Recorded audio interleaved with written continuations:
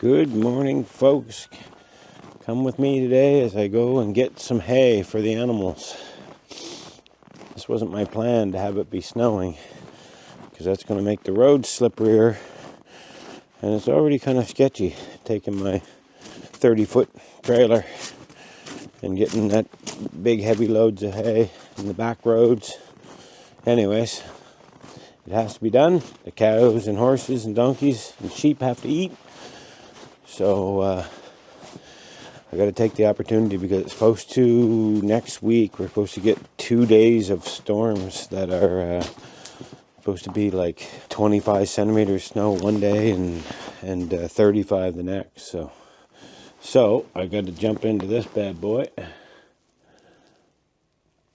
and get it fired up. It hasn't ran in a couple of weeks, so I'm hoping that it's going to be okay to start up.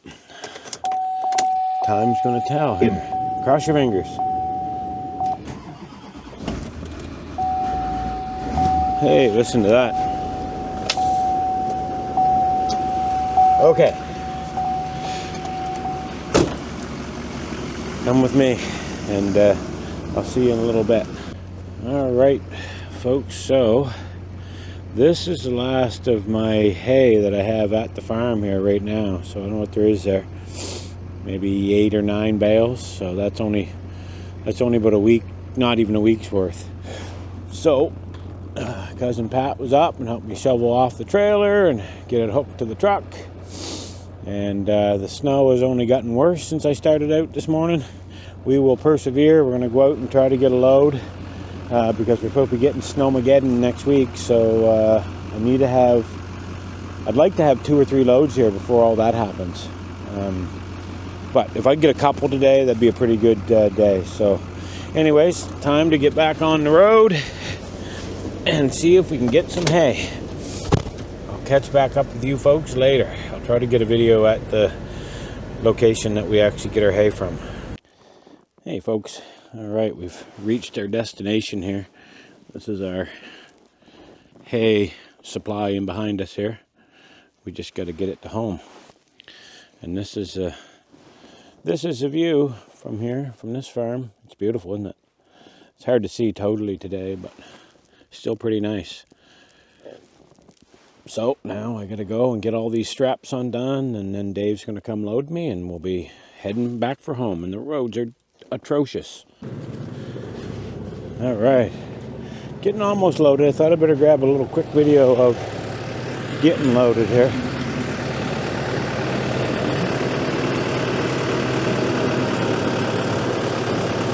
So I take, hopefully you can hear me over the tractor.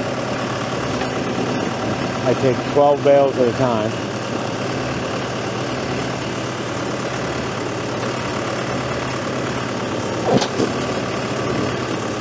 Yeah, so now that he got that on there, I got to jump up and put the strap on and then get it tied down.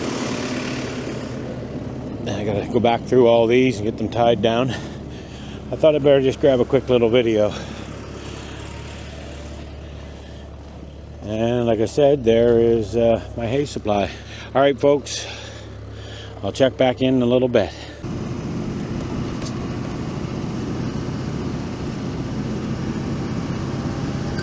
Just getting ready to pull over and check the load here. I'm about halfway and I'm getting a phone call. Okay, reached the halfway point here, got my phone call answered. So I like to, when I get to about the halfway point, just go down and double check that all these straps are nice and tight. If they make that guitar string sound, that's a pretty good indicator. Walk around the other side of the trailer, make sure there's no bales like fixing to fall off, and everything looks pretty good. Okay, time to jump back in the truck and beat her for home. Get these unloaded. That's the idea anyways. All right, folks, see ya. All right, so I've landed back home, and now I even look like I have all 12 of the bales I headed out with. So now I got to get I got to get the bales on strapped from the trailer, and I've got to walk up and get the tractor. And to add a complication to it this morning, I'm going to walk up, get the tractor, come down with the tractor because it's got the bucket on it right now, and I have to plow this area up here where the trailer was sitting. Then I got to go back up the house, put the hay fork on, and come back and unload these bales. And then I got to go back for another load if I can. So, yeah, I've got no shortage of work to do yet before I'm done. And I'm hoping to do at least 2 loads today. So, let me just show you what I'm up to here. So I got to put this bar in there. And then lift that little guy up, so that I can get the strap undone, which I will say is a little bit harder with you observing. Maybe what I'll do is I'll put this camera down somewhere so you can kind of see what I'm up to. Yes, anyways, that's the nature of it. And some people may be asking, why is it that we have to go somewhere and get our hay, and why don't we just make our own hay?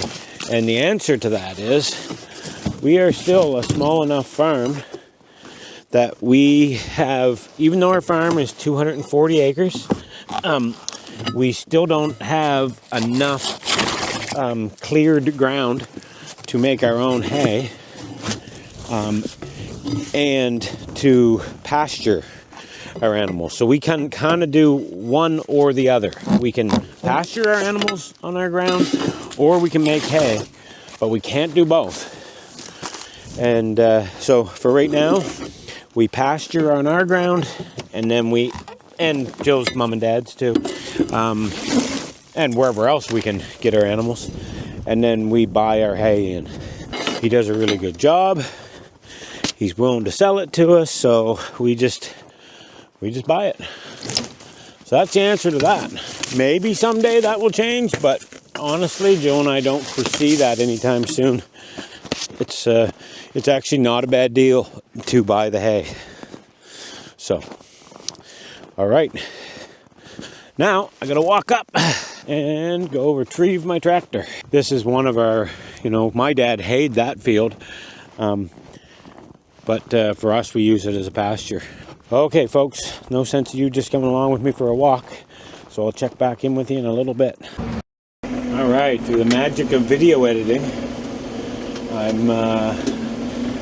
got up, grabbed the tractor, plowed out a little bit of the driveway, not much, it was just when I was going down it, but plowed out up in the where my trailer sits because it was surrounded with snow. And now I have the bale spike on, and I'm heading back up to the mill. I call it the mill yard because my sawmill is up here. So heading back up there to unload the trailer before I get set to go again. I stopped for a moment and grabbed a little snack. I got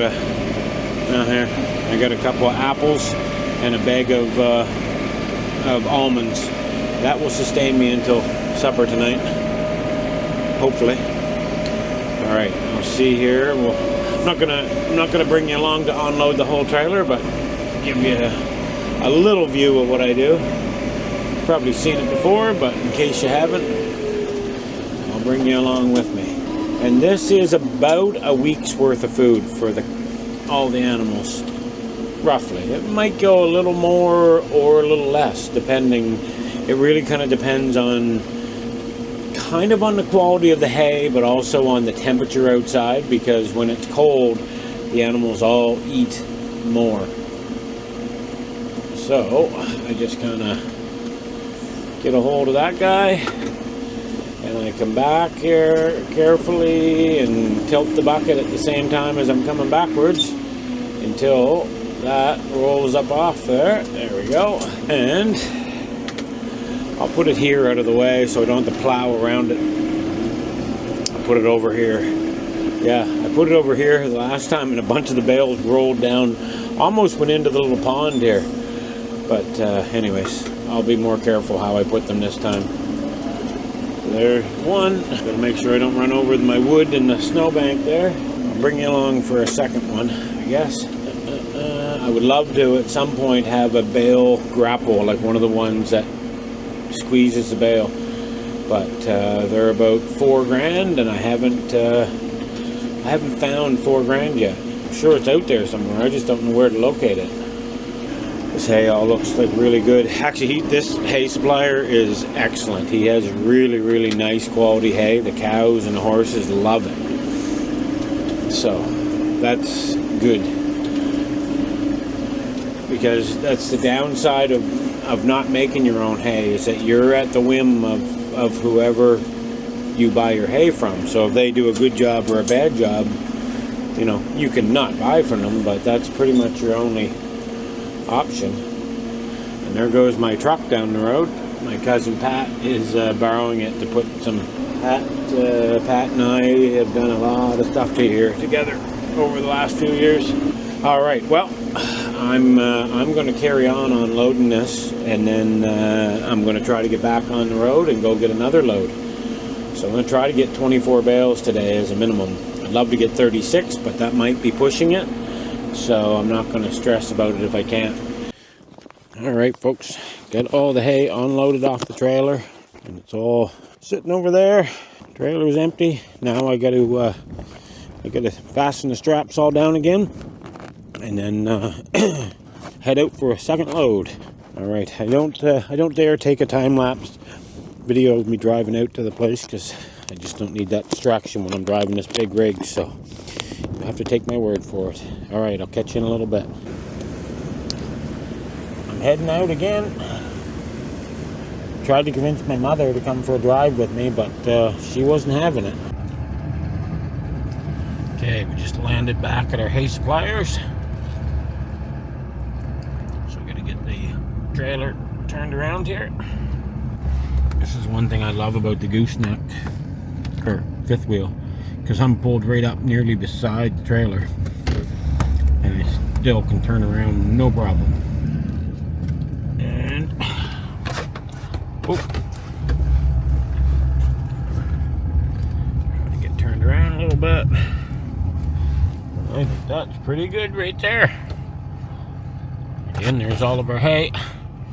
All right, I gotta get the straps off and get loaded up again.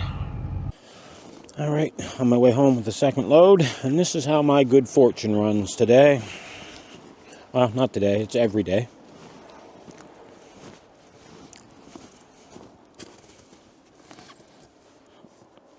That guy is flat as a pancake with 12 tons of hay on board.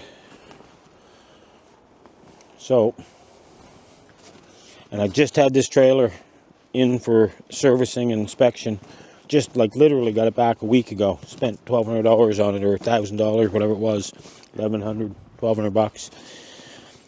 And now this is going to cost me $500, because it's $300 for a tire and at least $200 to fix it. The brake, whatever's going on. So that's how my good fortune's running today. If you want to be a farmer, you better be the type of person who can take constant problems and not worry about it, because that's what kind of happens. I'm not begrudging, it's just the way it is. But if you get very upset with every little bit of turmoil in your life or whatever, better not start farming, because for every time that something goes right, you'll have a time that something does not. So anyways, I'm just hoping to get home without any more problems, and then I'll get it unloaded, and I'll make arrangements to get it back down to get looked at again the first of the week. And hopefully this will be enough hay to get me through past the big storms. So, all right, I'll catch up with you in a bit. All right, well, I made it home, so that's a good thing. It's a little disappointing that the tire went and the brake stuck on after just getting it worked on. But anyways, such is my life. If I had an adventure where everything went well, I'd start to worry. So this is just normal protocol for me. Anyways, now I just got to get these straps off again, and then get these bales off the trailer. I don't know what's on the plan for the rest of the day. I know I'll have to check on Virginia again because she's getting very close to having her baby. And I mean very close. Other than that, I don't think, after the way this trip ended, I may just go sit down and have a coffee. I don't have television, so I can't watch the Super Bowl. I don't drink anymore, so it takes that fun out of the Super Bowl. So I might just go sit down and have a coffee. Alright, well, I'll catch you in a little bit. I'm going to take these straps off and then go get the tractor fired up. Oh, I was just chatting with my cousin, and he said exactly the same thing I did. If you don't like adversity, don't be farming, because there's never anything that always goes the right way. It's kind of like the, I forget which military group it is, but I know one of them says embrace the suck. That's kind of what you have to do when you're farming. You have to embrace the suck, because crappy things happen, and it's fine. You just roll on with them. So, you know, don't be a negative Nelly if you're gonna be farming. Won't work. So now I've got to unload the trailer, and oh, that beeping is so annoying. I should unhook that. Anyways, get another load off. So at least I ended up getting 24 bales home today, so that should give me like close to 2 weeks worth. So I mean, it's not the worst case scenario, and hopefully the shop that did the work for me can get me in there to their shop, and hopefully they treat me good and get me fixed up again here. I mean, that's one thing about mechanical equipment, right? If you're using mechanical equipment, it's going to break. Tractors and all that stuff, it's only natural for things to break and go wrong. So you just got to not worry about that. This is a source of annoyance for me, though. Like, so here I am trying to get unhooked from this bale, and I can't do it because when I stick that bale spear in, it gets stuck in the bale. Look at that. Oh, that just makes my blood boil, because I could just do this for an hour here. And I don't like dropping them on their end, because then the rain or whatever all gets right inside the bale. Oh my heaven's sake. I'm thinking of saying bad swear words, but I'm not going to. So now I got the bale sitting in the middle of nowhere, and I'm going to try to push it, and it's going to spin and turn, and oh, I must have the patience of Jove. Either that, or I'm exceptionally dumb. I feel like it could be the latter. That's not really where I want it, but if I keep shoving that, it's going to go down into the pond. So, I think I better let you go before I end up saying bad words here. You know, how a day just gets away from you. And I feel like that's a little bit of what's going on. Alright, folks. Holy suffering. I figured I'd better, after doing the video of getting all the hay and stuff, I figured I'd better do a video of why I'm doing it. It's for these knuckleheads. This guy here just made me wait for 4 minutes because he was rubbing his head on my tire, and I couldn't drive without running him over. This is Stewie. And then this great big Galutagus here, which everyone loves. This is a Chev man. This is Chevy. Chev, let's get an Ussie. Come on, Chev, let's get an Ussie. Good boy. Oh, he's a good boy. Good boy. Huh? What's the matter? Huh? What's the matter? Good boy. He just towers over me. D in the background there. Chev, it's not like you to wait to get your share of hay. Oh, Boomer was just in an awful mood here. He hooked one of the Dairy Queens behind the back foot and was lifting her right off the ground. He was jumping and going. Hi, Chuck. Hey, buddy. This little guy will be a year old in maybe July. So he's only 6 months old, somewhere around there. This is Aubrey. This is Brooks. This little turd is even younger than the other calf. And then hiding behind him is Belle, little baby Belle. This is Aubrey's sister, is Belle. And then this great big chowder brain. So anyone wonders about, I'm going to just turn the camera around here so you can see me next to Boomer. So look at the size here. He will let me touch him, but he's not big on it. Like, see that? I just barely grazed him, and he's like, no, I'm going to go annoy someone else over here. Everyone knows to avoid him. Like, even Chevy, there's no bigger jerk in our whole herd than Chevy when he decides to be, but he knows enough to steer clear of Boomer. Hi, Dee, honey. Would you let me pet your nose today? Dee is very timid.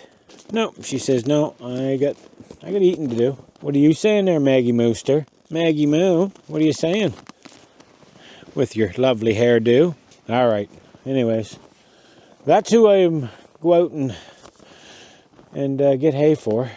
And it's also funny that it was a miserable morning all morning when I was getting hay, or all day, I should say. And now I get done getting the hay, and it's gorgeous out. Look at the sun shining over here. And yeah. All right, folks. Thanks for joining me on an adventure today, I guess, as I go and got some hay. And I had actually filmed a different ending to this video, and the more I got thinking about it, the more I thought I should change the ending. And this is part of it. The ending that I had filmed, which is kind of like, hey, you know, if you're going to be a farmer, get ready to be beat up and abused and, you know, have problems and whatever. But when you really break it down here, anyone that decides that they're going to farm probably has a passion for it. Doesn't matter if they're a first generation farmer, or a sixth generation like myself, or a ninth generation like Jill. And you can tolerate a lot of really crap things when this is the view you have at the end of your day. I just got done filming the little part with the cows, and yeah, when you go through some struggles, and let's be honest, it is going to be struggles, because it's kind of like the old adage that I used to say when I was working in industry, is that, you know, those that actually move and do work, they will sometimes get hurt, because the people who never do anything, they never get hurt, because they never do anything. So if you're going to farm and do things, things are going to break. So at the end of the day, it's what I come home to. I'm feeding the cows, and I look over, and Jill's doing the supper time chores, and I just missed a really good picture of Jill standing there getting buckets of water ready for the pigs with the sun shining behind her. And I drove past and then went, oh my goodness, what a beautiful picture. When I backed up, she had already finished what she was doing, and the photo opportunity was gone. And that's what got me thinking about this, that, you know, let's frame this whole thing in a different way, because life isn't as bad as what it seems. Yeah, we have a small issue today, and yeah, it'll cost a little bit of money. Who cares? This is this lifestyle that we live. This is where the real, this is why we can tolerate some hardships, because just getting to see what we see here. At any rate, that was me getting waxing philosophical today, folks. But thank you for coming with us. I hope you enjoyed a little view into our lives. We are trying to share our unabridged, manicured kind of lifestyle with you, and we hope you enjoy that kind of content. If you do, please remember to subscribe, like, and share, comment. We love hearing your comments. Doesn't matter what it is. Give us ideas for future videos. Ask us questions about ourselves, about the farm. It's really helpful to the algorithm when people are commenting and interacting with our content. So, and not to mention, we really like the interaction, because it's neat for us to hear about people from all over the world following us. It's interesting to answer people's questions and to see that there's an interest in what Joe and I are doing in this whole farming lifestyle. So, without any more yammering, have a great day, folks. Farmer Luke signing out. Keep farming, and we'll talk to you later.